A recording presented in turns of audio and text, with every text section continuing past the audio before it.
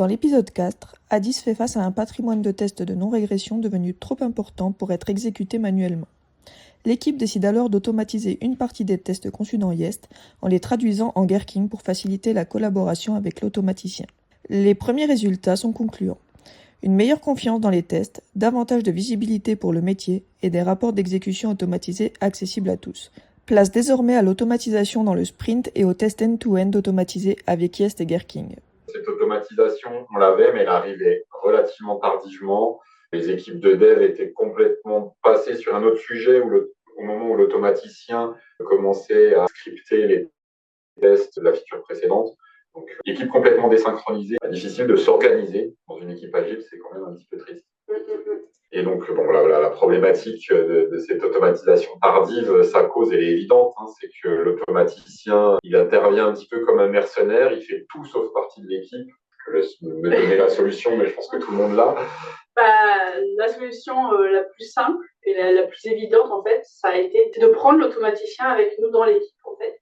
Et vu que l'automaticien ne peut pas aller dans chaque équipe, on a décidé que l'automatiser, c'était à la charge de l'équipe de développement.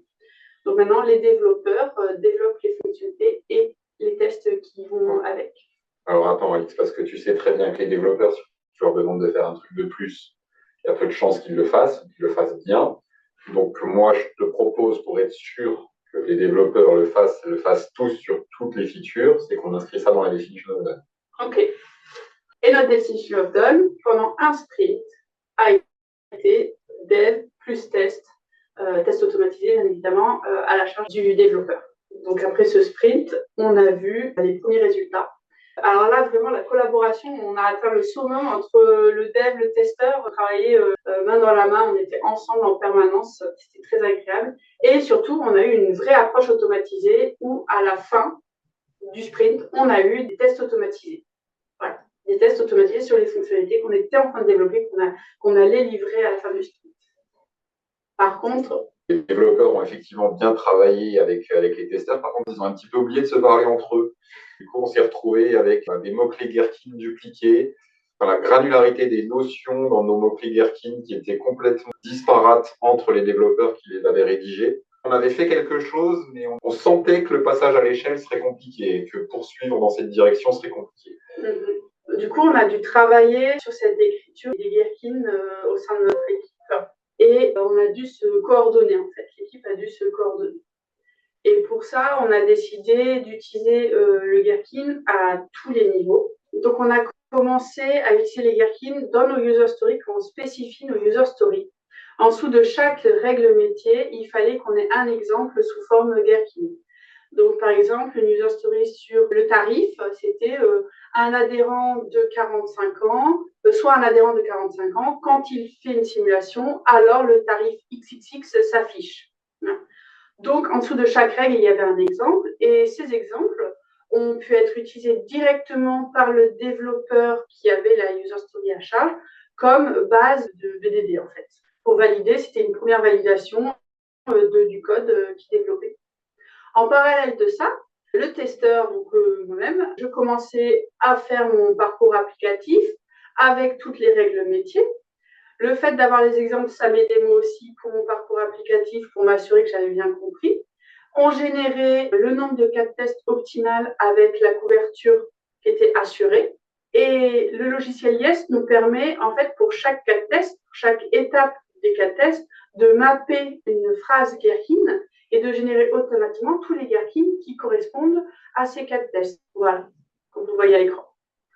Donc, le logiciel me permet d'avoir ma campagne de scénario Gherkin avec la bonne couverture que je souhaite et toutes les règles métiers qui sont couvertes dedans de façon très très facile puisque le mapping se répercute à chaque cas de test. Je prenais tous ces scénarios Gherkin avec la bonne couverture et je les donnais à la fin aux développeurs. Il complétait en fait sa base de test avec les Gherkin qui étaient complémentaires, en fait, qui étaient supplémentaires dans ce que je fournissais.